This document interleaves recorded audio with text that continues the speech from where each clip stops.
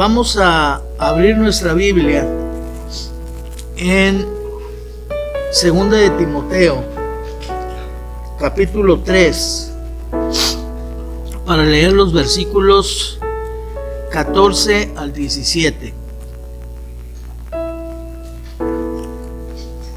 Dice así la palabra de Dios: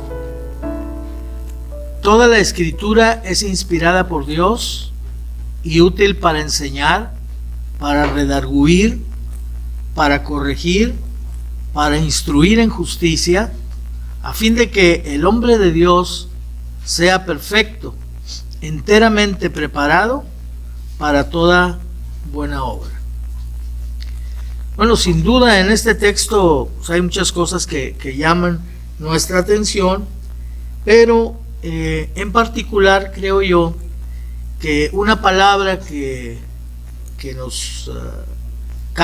nos cautiva, que capta nuestra atención, es la palabra perfecto, porque dice la Escritura que la palabra de Dios tiene como propósito hacer al hombre de Dios perfecto y enteramente preparado para toda buena obra. La palabra perfecto en el Antiguo Testamento es una palabra en hebreo que significa que nada le falta, y esto es aplicado exclusivamente a Dios. Dios es el único que es perfecto en bondad y excelencia en todo lo que Él hace. No hay absolutamente nada que le falte. Algunos textos lo dicen muy claramente. Por ejemplo, Deuteronomio 32:4 dice: Él es la roca cuya obra es perfecta. También en 2 de Samuel capítulo 22 versículo 31 dice: ¿Has conocido tú las diferencias de las nubes? ¿Las maravillas del perfecto en sabiduría? Entonces, cuando menos con estos dos textos nos damos cuenta que Él es perfecto en su obra, en todo lo que Él hace, y también es perfecto en sabiduría. En el Nuevo Testamento, la palabra perfecto procede de una palabra griega y se aplica al creyente, y Pablo en el libro que escribió a los Filipenses lo utiliza de dos maneras que nos llama la atención, porque dice en el capítulo 3 versículo 12: no que lo haya alcanzado ya, ni que ya sea perfecto. Entonces pone la perfección como algo que todavía no alcanza. Pero en el versículo 15 dice: así que todos los que somos perfectos, esto mismo sintamos, y si otra cosa sentís, esto también os lo revelará Dios. Entonces, por un lado dice que no ha alcanzado el ser perfecto, y por otro lado dice que ya es perfecto. Y claro que la razón por la que estas palabras se usan de manera diferente es porque en la primera que él la usa, no que ya sea perfecto, él está hablando de la obra que Dios está haciendo en su vida y en la vida de cada creyente, y que mientras estemos aquí en este mundo, pues todavía la obra no está terminada. O sea, Dios está trabajando en nosotros, está haciéndonos crecer en santidad, nos está llevando a la madurez. Pero si nosotros nos observamos a nosotros mismos en la figura de Cristo, en la posición del Señor Jesucristo, desde que tú y yo lo recibimos como nuestro Salvador y Señor, el Señor nos hizo perfectos. Ya somos perfectos delante de Dios. Estamos siendo perfeccionados en la vida diaria. Entonces, aquí este texto que leímos en esta mañana nos dice que la palabra de Dios tiene el propósito de hacernos perfectos y de hacernos enteramente preparados para toda buena obra. Hoy en día vivimos en un mundo de mucha confusión. Las redes sociales tienen una gran carga de cosas positivas, pero también de cosas negativas. Sí, es una gran ventaja hoy en día tener al maestro Google y al maestro YouTube en la casa, en la oficina, en la escuela, 24/7. Siempre que necesitamos algo, vamos inmediatamente a ellos y ahí están para darnos una respuesta. Pero las verdades, las cosas compartidas en estos medios, a veces son verdades que están vertidas por expertos en X materias, pero hay otras que están dadas por personas que se dicen expertas, pero que no lo son, y que entonces utilizan estos medios para propagar sus engaños. Por eso el mundo está confundido por las diferentes voces que escucha. Entrar en el internet pues tiene sus ventajas y tiene también sus desventajas. En esta situación o ante esta situación, los cristianos necesitamos estar preparados para poder impactar a la sociedad en la que vivimos. Y la única manera en que lo podamos hacer es que nuestra vida refleje la verdad de la palabra de Dios.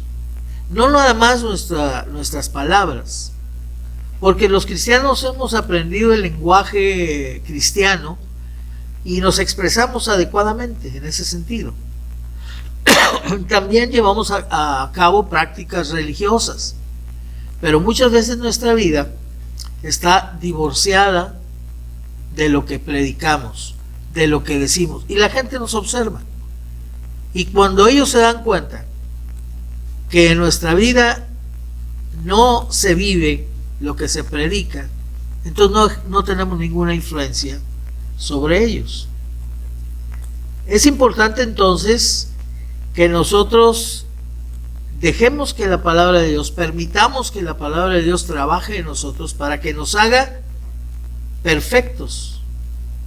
Y podríamos inclusive decir que dentro de la perfección podemos hablar también del expertise que debemos tener los cristianos, porque expertos se necesitan en todas las áreas de la vida. Nosotros constantemente estamos necesitando expertos en la medicina, expertos en la mecánica automotriz, expertos en la plomería, en todas las cosas. Siempre estamos buscando a alguien que domine esa materia para que nos saque adelante de cualquier necesidad que nosotros tengamos. Y eso me hizo recordar a una persona que tenía un automóvil y su automóvil empezó a presentar una falla.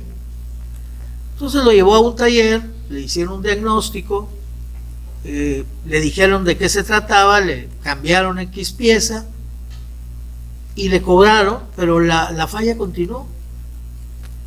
Y fue a otro taller y lo mismo, y fue a otro y recorrió varios talleres y nadie le corregía la falla al carro, pero sí lo hacían gastar dinero, mucho dinero, al grado que llegó a pensar en vender su carro casi a precio regalado porque ya estaba cansado, cuando de pronto un amigo le dijo: ¿sabes qué? Yo tuve un problema parecido al tuyo y lo llevé a esta parte y ahí me lo corrigieron.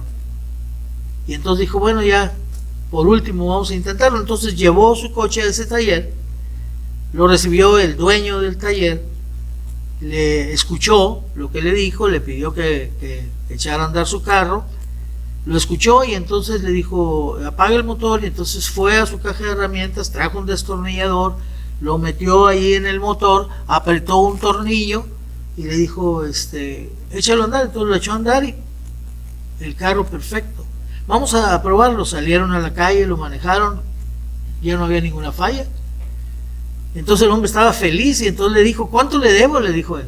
Y dijo: 500 pesos. Por apretar un tornillo, no, por saber qué tornillo apretar. ¿Sí? Porque ese hombre tenía experiencia, pero esa experiencia era el resultado de un arduo trabajo, de mucho tiempo, de muchas experiencias negativas, de echar a perder muchas veces, pero ahora este hombre había recibido con mucha facilidad los beneficios de alguien que había llegado a ser experto en su materia con mucho esfuerzo.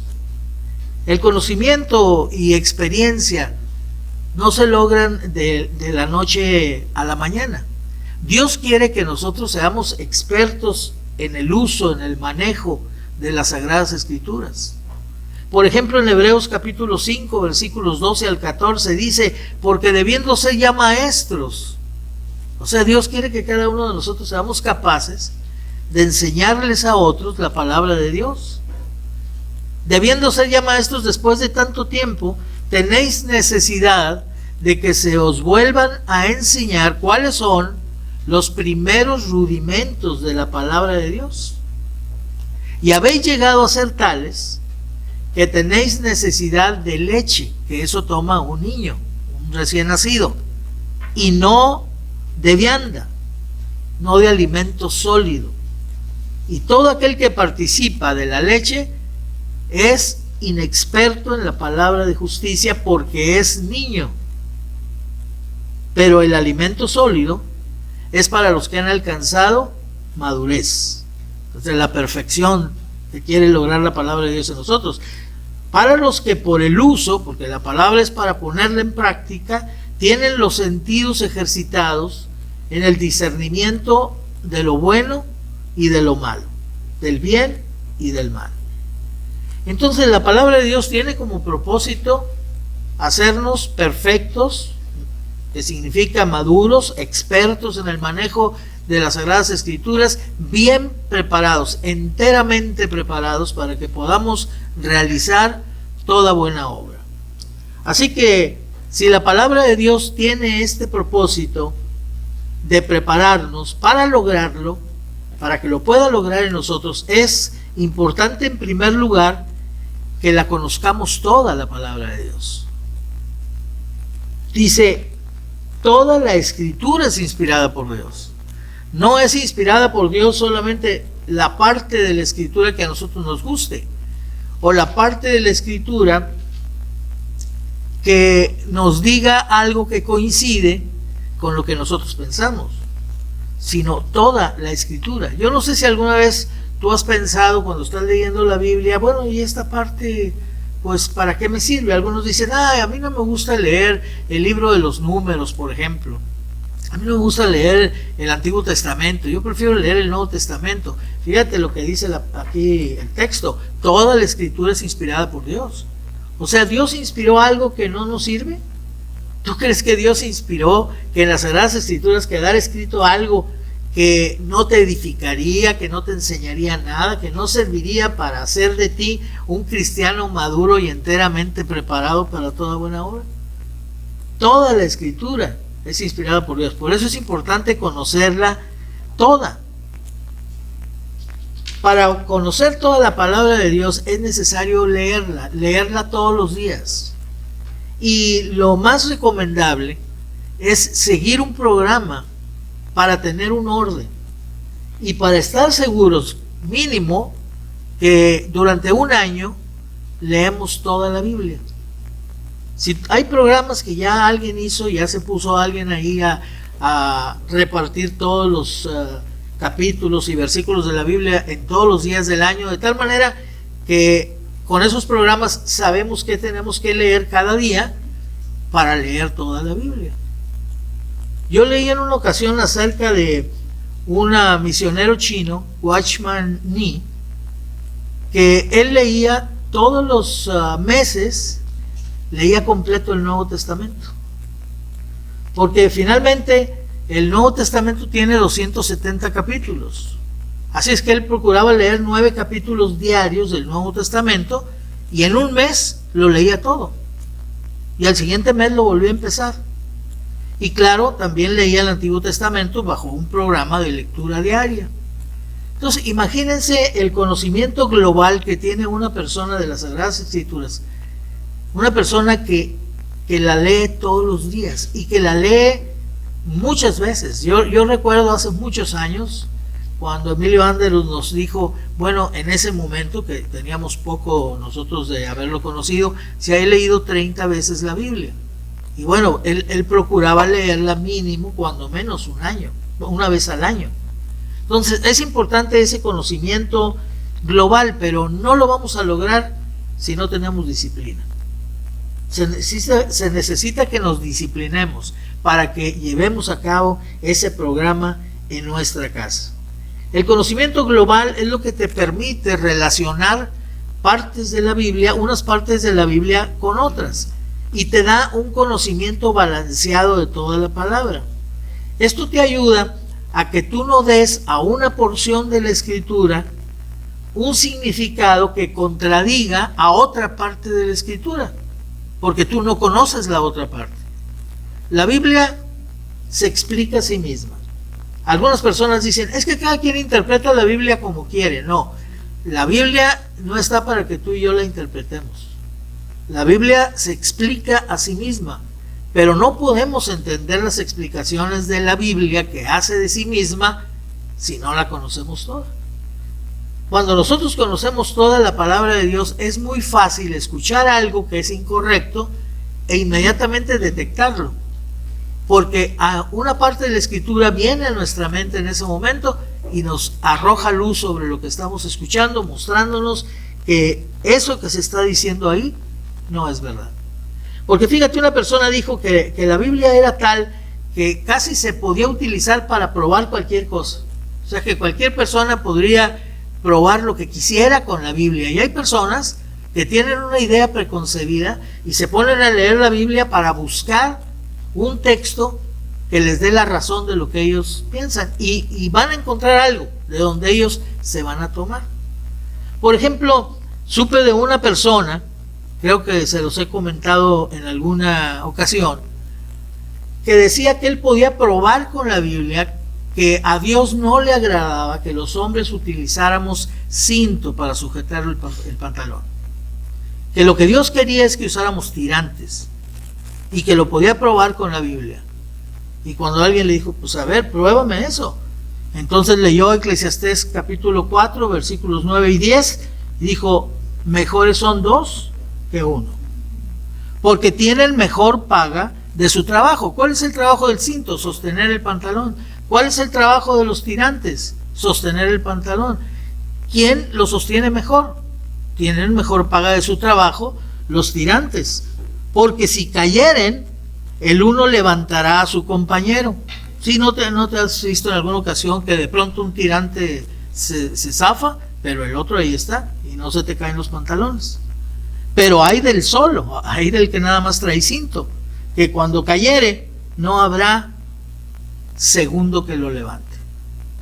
Entonces fíjate, una total distorsión del texto, pero la persona le pareció que era muy adecuado aplicarlo a eso, y él lo aplicaba, él siempre traía tirantes. Como recuerdo a otra ocasión que un misionero llegó un día a Monterrey, lo invitamos a que nos compartiera algunas cosas ahí en nuestro grupo, y él utilizaba barba. Y entonces un día terminando el estudio, era en la tarde, tarde-noche, en el momento en que terminaba el estudio, él dijo, ¿saben que tengo 10 razones para usar barba? 10 razones bíblicas para usar barba. Y todos dijimos, pues, ¿cuáles son esas 10 razones? Y en eso tocaron a la puerta y era Emilio Anderud, que era muy celoso, y obviamente cuando vio ahí a otro misionero, él era celoso en el sentido de que él sabía que podíamos fácilmente ser desviados por alguien, y por lo tanto cuando lo vio, pues inmediatamente se puso alerta, y el hombre, queriendo ser muy atento con él, le dijo, estaba a punto de decirles aquí a los jóvenes que tengo 10 razones para usar barba. Y Emilio dijo, a mí la única barba que me gusta es la barbacoa, dijo. Y claro, pues todos nos reímos, y él también, y ya se rompió el momento, y nunca supe las 10 razones que aquella persona tenía para usar barba. Pero la verdad es que fue muy inteligente para utilizar eso y romper ese momento en que este hombre iba a aprovechar para convencernos. Al rato hubiéramos sido puros barbones todos ahí. Bueno, y el que es lampiño, pues no sé cómo le iba a hacer, ¿verdad? Entonces es muy importante, para que la palabra de Dios logre su trabajo en nosotros, es importante que la conozcamos toda. En segundo lugar, es muy importante que ella nos enseñe, y la enseñanza ayuda a evitar desviaciones doctrinales. Toda la Escritura es inspirada por Dios y útil para enseñar. Existen más de 3,000 religiones en Norteamérica que se presentan muchas veces bajo el disfraz de una religión verdadera. Todos intentan tener su apoyo en las Sagradas Escrituras y que se les reconozca fidelidad a la Biblia. Tenemos que reconocer que algunas de esas enseñanzas son difíciles de identificar. Casi todas fueron elaboradas por alguien que sacó una parte de la Escritura, la aisló de su contexto y la hizo decir otra cosa. Si tú llegas a un momento en donde dos personas están platicando de un tema que tú desconoces y que no has escuchado todo lo que han dicho, y de pronto escuchas una frase, puedes formarte una idea totalmente equivocada de lo que ellos están diciendo, porque no sabes de qué estaban hablando, porque no sabes qué habían dicho antes. El contexto de lo que decimos es muy importante. La palabra de Dios debe ser conocida de tal manera, y no nada más conocida en el sentido de leerla, porque ya dijimos que es muy importante leerla toda, porque esto te da un conocimiento global. Pero si lo comparamos, por ejemplo, con el uso del agua, leer toda la Biblia es como darte un baño. Pero cuando te das un baño no tomas agua. El agua tiene diferentes funciones, la utilizamos para diferentes cosas y todo tiene su momento. Por eso es muy importante que cuando tú estás leyendo la Biblia, no te detengas a tratar de entenderlo todo o a tratar de estudiarlo. Toma notas.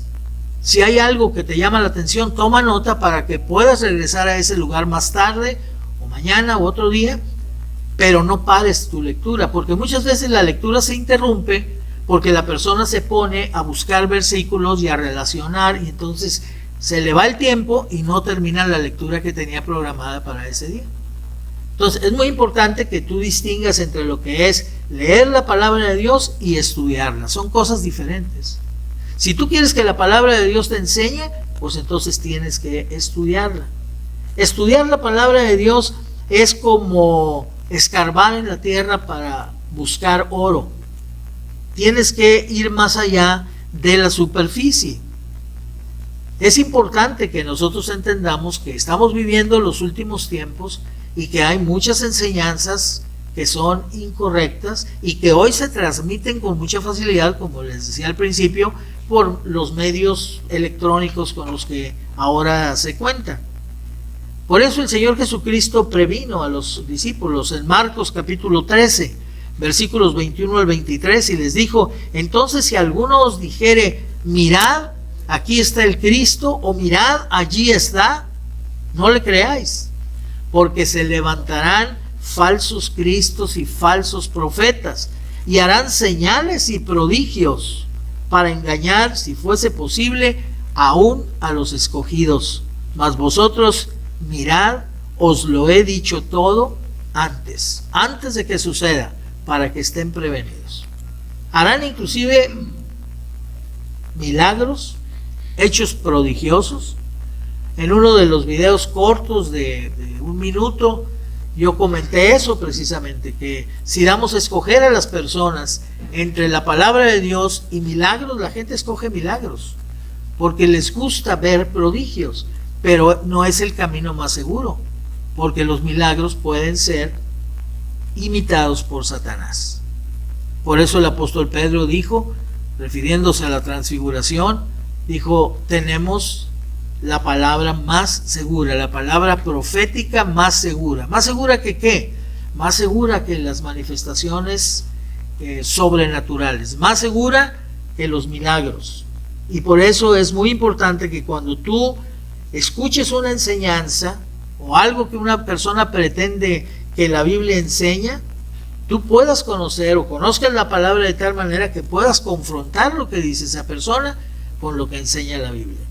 Dice la Escritura en Isaías capítulo 8, versículo 20, dice: a la ley y al testimonio. Si no dijeren conforme a esto, es porque no les ha amanecido. Una persona te da una enseñanza inmediatamente cotéjala con las Sagradas Escrituras. Esa es la ley y el testimonio. Y si no es conforme a lo que dice la palabra de Dios, a esa persona no le ha amanecido. Por eso, después de recibir a Cristo, es muy importante que alguien te enseñe la palabra de Dios. El Señor Jesús nos envió al mundo a ser discípulos. Y el discipulado implica enseñarle a la persona que recibe a Cristo las cosas que Cristo nos ha mandado y que nosotros hemos aprendido por la palabra de Dios a través del tiempo. Ese discipulado que hemos llamado no es eterno, no es toda la vida. Se supone que tiene que llegar un momento en que tú alcances tal estatura espiritual, tal crecimiento espiritual, tal madurez, que inclusive tú puedas estudiar la palabra por ti mismo. Hay métodos para estudiar la palabra de Dios que nos ayudan y que nos permiten encontrar joyas que están ahí en las Sagradas Escrituras que nosotros no conocemos. Pero es importante que tú dejes que la palabra de Dios te enseñe. También, para que la palabra de Dios cumpla su propósito de hacernos perfectos y enteramente preparados para toda buena obra, es importante que dejemos que ella nos redarguya. Toda la Escritura es inspirada por Dios y útil para enseñar, para redarguir. Cuando nos exponemos al escrutinio de la palabra de Dios, cuando la leemos la palabra de Dios, es ella la que se encarga de acusarnos, porque eso es lo que significa redarguir, acusar. El Señor Jesucristo se paró delante de la gente y les dijo: ¿Quién de vosotros me redarguye de pecado? En otras palabras, ¿quién de ustedes me acusa de pecado? Y nadie dijo absolutamente nada. ¿Cómo sabemos que nadie dijo nada? Porque enseguida Jesús dijo: pues si digo la verdad, ¿por qué no me creéis? O sea, obviamente sus palabras que siguieron nos indica que todos se quedaron callados y que nadie pudo acusarlo de pecado. Cuando tú lees la Biblia con el deseo de veras de conocer lo que Dios tiene ahí para ti, vas a encontrar que la Biblia te va a acusar en algunas cosas en tu vida que no están bien. Y tú debes de permitir que esto suceda. La palabra de Dios te está redarguyendo. Dice y escribió el rey Salomón en Eclesiastés 16:7: bendeciré a Jehová que me aconseja, aún en las noches me enseña mi conciencia. O sea, la conciencia Dios la puso en el hombre, en el ser humano, para que hable con nosotros. Es eso que te molesta interiormente cuando has hecho algo malo, que te acusa internamente. Pero sabes, la conciencia nosotros podemos cauterizarla. Una herida cauterizada es una herida que ya es una parte del cuerpo donde se hizo una herida, que al estar cauterizada ya no se siente, pierde la sensibilidad. La conciencia se puede cauterizar y pierde la sensibilidad. Te acostumbras a lo malo y entonces lo ves, lo realizas y ya tu conciencia no te acusa absolutamente de nada. Pero cuando tú lees la palabra de Dios y esta te redarguye, la palabra de Dios pone a trabajar tu conciencia. Por eso dijo Salomón: bendeciré a Jehová que me aconseja.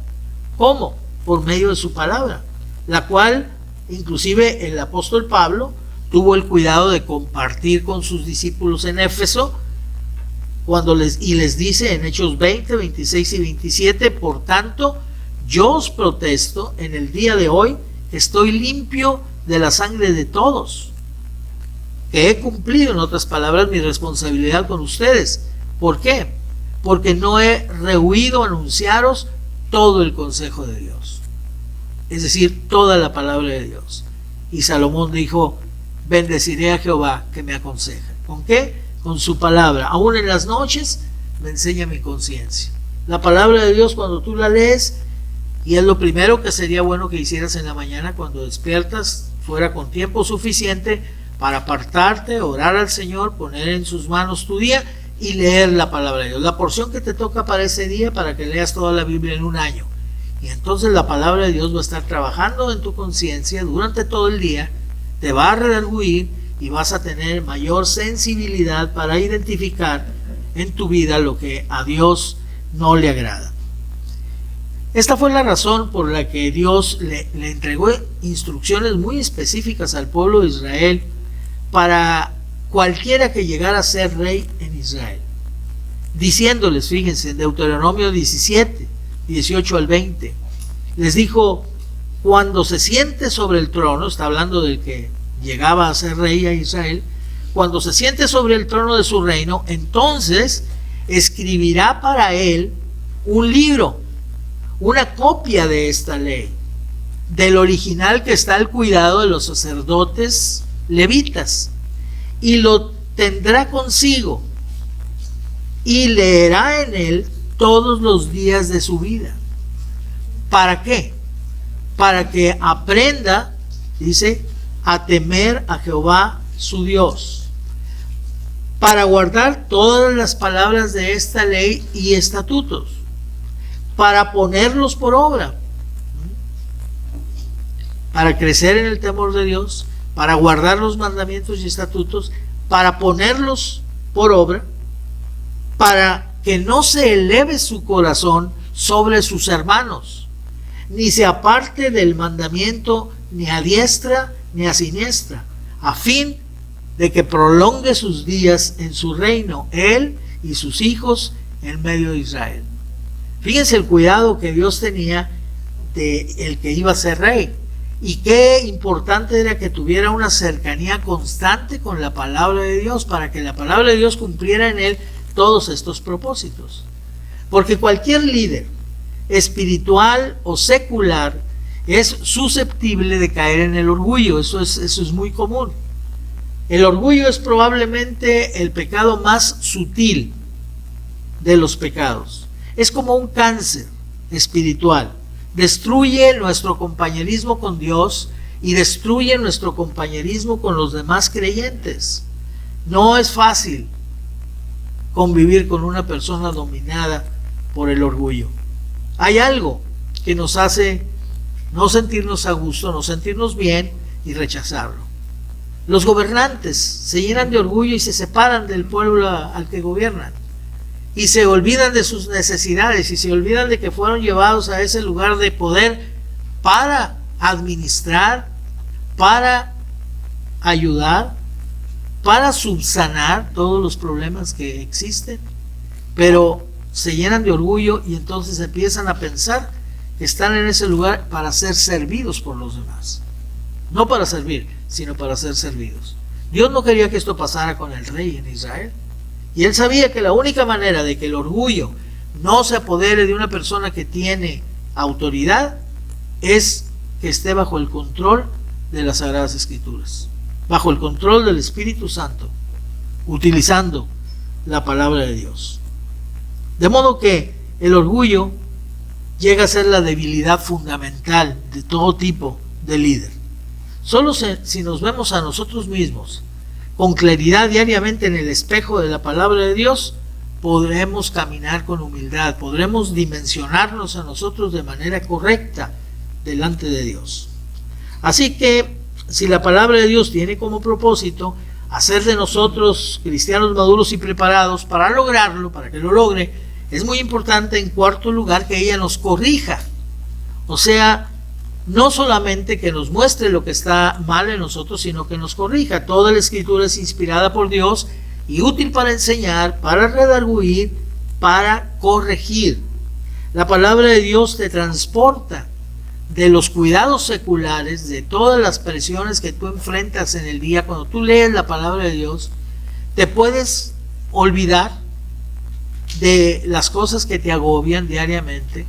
Si eres una persona que por necesidad, por el trabajo, tienes que convivir con los incrédulos, entonces hay una presión de ellos, hay una influencia de sus conversaciones, hay una influencia de su manera de hablar, de las cosas que ellos hacen, y cuando tú lees la palabra de Dios es como darte un baño. La palabra de Dios penetra en tu mente y echa fuera los pensamientos que han entrado ahí durante el día, durante la semana. Pedro no entendía esto, y por eso cuando Jesús quiso lavarle los pies, Pedro se negaba y decía: no, si no quiero que me laves los pies, tú nunca me lavarás los pies. Consideraba que era humillante para Jesús hacer eso y él no lo iba a permitir.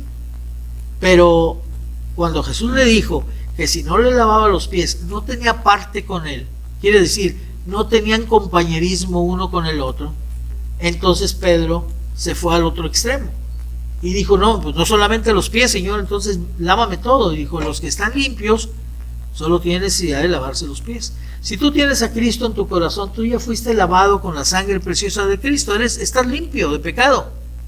Pero en tu caminar diario hay cosas del mundo que se pegan en tu vida y que es necesario limpiar. Los pies es una ilustración del pecado que se adhiere en nuestras vidas, en nuestro diario caminar y contacto con otros que no son creyentes. Y lavar los pies, lo que Jesús hizo con Pedro y con los demás apóstoles, es ayudar a otro creyente a que se dé cuenta de lo que no es correcto, de lo que ha dejado entrar a su vida, y entonces cuando él lo reconoce, se arrepiente y pide perdón, sus pies han quedado limpios. Era muy importante en esos días el traer los pies limpios. Bueno, yo creo que sigue siendo importante, pero hoy con los zapatos cerrados que usamos, pues ya es muy difícil que se den cuenta los demás, pues que traemos los calcetines rotos o que a lo mejor no nos hemos lavado últimamente los pies muy bien.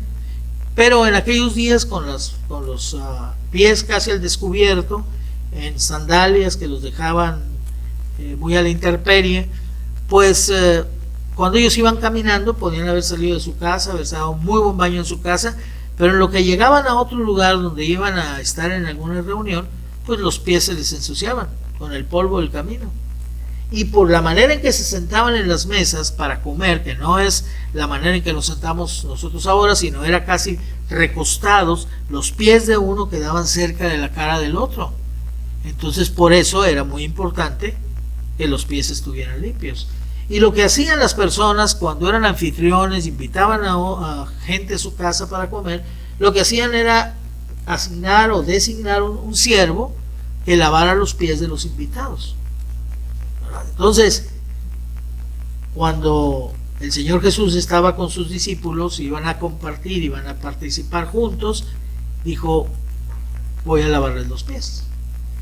Entonces, Él utilizó esta costumbre para ilustrar la importancia que tiene que nos exhortemos unos a otros, que nos dejemos exhortar por la palabra de Dios y que aceptemos la corrección, porque ese es el propósito que Dios tiene por medio de su palabra para prepararnos para toda buena obra y hacernos cristianos maduros. En quinto lugar, si nosotros queremos que la palabra de Dios cumpla su propósito en nosotros, de prepararnos para toda buena obra y hacernos perfectos, debemos dejar que la palabra de Dios nos instruya en justicia, porque dice la Escritura que es inspirada por Dios, útil para enseñar, para redarguir, para corregir y para instruir en justicia. Y este punto es muy importante, porque no solamente necesitamos saber en qué estamos mal, no solamente necesitamos saber cómo debemos corregir nuestra vida, o sea, qué debemos hacer. La palabra de Dios te da el camino muy claro. Dice, si alguno hubiere pecado, abogado tenemos para con el Padre, a Jesucristo el justo. Si decimos que no hemos pecado, pues le hacemos a Él mentiroso y su verdad no está en nosotros. Pero si confesamos nuestros pecados, Él es fiel y justo para perdonar nuestros pecados y limpiarnos de toda maldad. El que está ya limpio solo necesita lavarse los pies. Si tú te das cuenta que tú caíste en una falta, todo lo que tienes que hacer es primero reconocerlo, pedirle a Dios que te perdone, arrepentirte, y el perdón que ya lo tienes, porque eso es una cosa muy importante, ya fuimos perdonados al recibir a Cristo de todos los pecados pasados, presentes y futuros.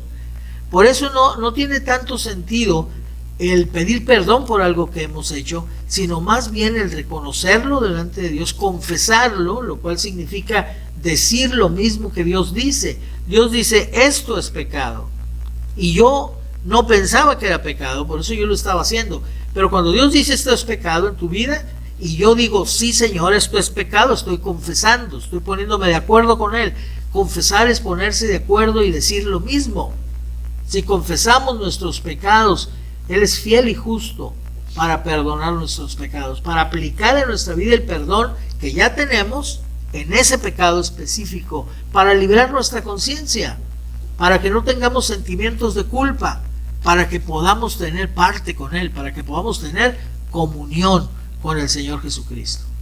Pero entonces no solamente basta esto, sino que entonces, ¿qué voy a hacer? ¿O cómo le puedo hacer para evitar caer otra vez en estos pecados o en este pecado en particular? En alguna ocasión hemos comentado de aquel hombre de origen chino que hablaba acerca de su testimonio y lo ilustraba diciendo: mi vida antes de conocer a Cristo era como estar en un pozo hundido hasta el cieno, y pasaron por ahí personas como Confucio y yo le pedí: ayúdame. Él estaba representando lo que era su experiencia por medio de esta ilustración. Se pasó a Confucio y le dije: ayúdame. Y dijo Confucio: hijo, si hubieras seguido mis proverbios y los hubieras tomado en cuenta, no hubieras caído en ese pozo. Y entonces se fue. Después pasó Buda y entonces le dije: Buda, ayúdame a salir de aquí. Y Buda dijo: mira, ahí quédate nomás, concéntrate y ponte a meditar. Y se fue, y ahí me dejó. Y en eso pasó Jesús y le dije: ayúdame. Y Jesús entonces se quitó la ropa, se metió al pozo, me tomó en sus brazos, me sacó del pozo, me lavó y luego me dijo: me voy a ir contigo para que no vuelvas a caer en este pozo. Eso es instruir en justicia. Instruir en justicia es que tú aprendas lo que Dios dice en su palabra de cómo puedes evitar volver a caer en el pecado. ¿Qué dice la Escritura? Por ejemplo, las malas conversaciones corrompen las buenas costumbres. Si el estar oyendo cosas que no son convenientes llenan mi mente y me hacen tener pensamientos pecaminosos, entonces tengo que evitar esto. Y claro que evitarlo va a traernos a lo mejor algunas consecuencias. Habrá personas a las que tendremos que decirles que por favor no nos hablen de X cosa porque no nos interesa a nosotros, porque no tiene ningún beneficio. Es como cuando alguien te quiere decir un chisme. La mejor manera de no convertirte en un chismoso es no escucharlo. Es la mejor manera de decir: ¿sabes qué? No me interesa. Oye, pero es que mira, quiero platicarte que fulanito. No, a ver, háblalo con él, con la persona interesada. No tienes por qué decírmelo a mí. Pero es que quiero que me ayudes y me aconsejes. Y a veces entonces tenemos que ceder. Si nos están pidiendo un consejo, a ver, ¿cuál es el problema? Este es el problema. Muy bien.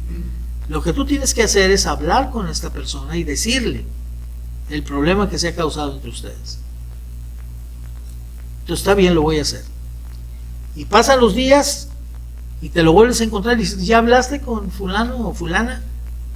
No. Y algunos cristianos muy espirituales dicen: estoy orando. Ok. Pero podrían estar orando toda la vida. La verdad es que le sacan la vuelta a enfrentar el asunto. Y entonces ahí sí adquirimos ya nosotros una responsabilidad.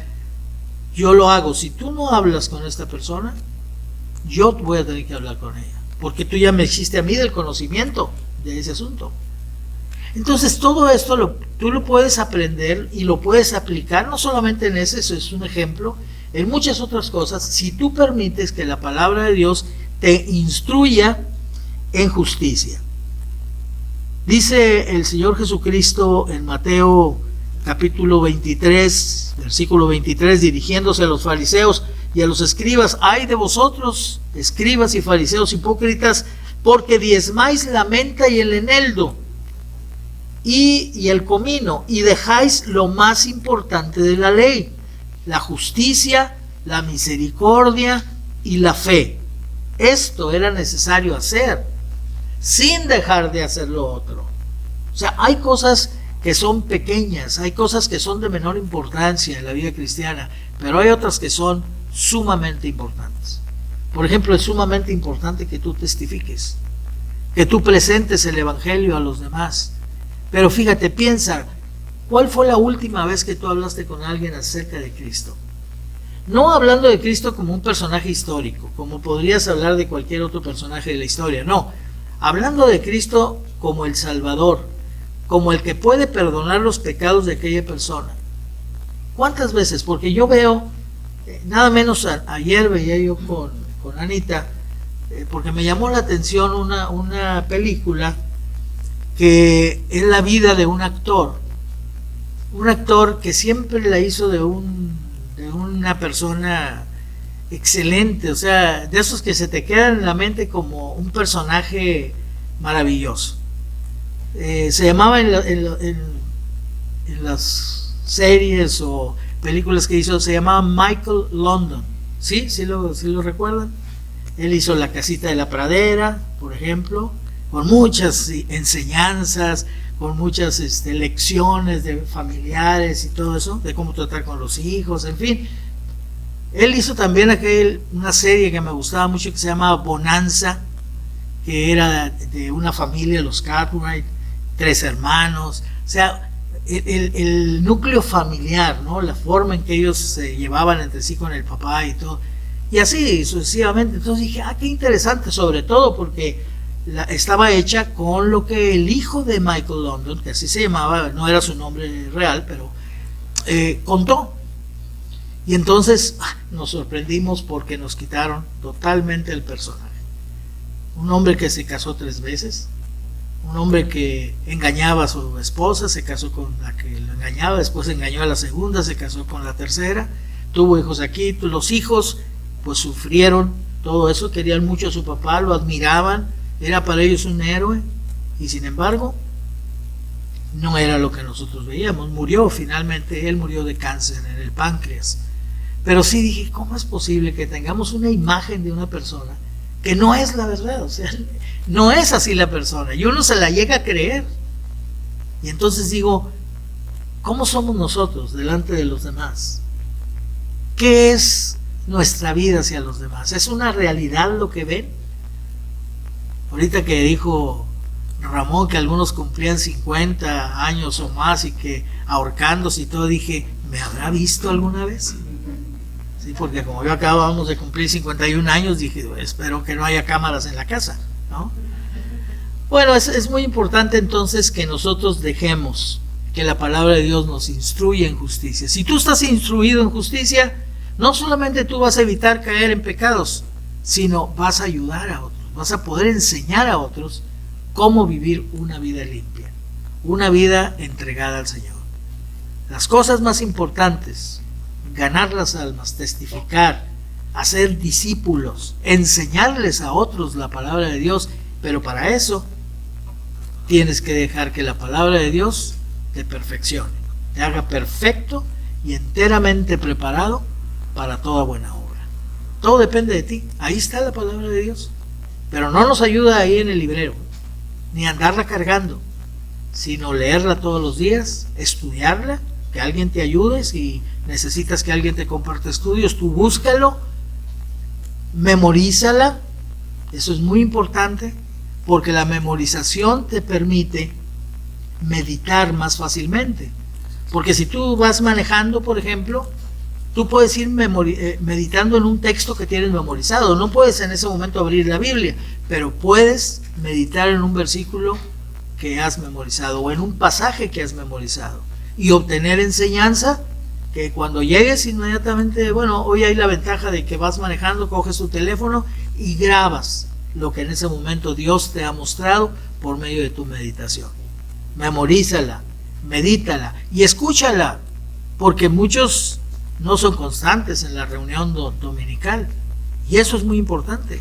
La palabra de Dios se comparte para que tú la escuches y seas edificado y se vaya cumpliendo en tu vida los propósitos de la palabra de Dios. Que Dios los bendiga.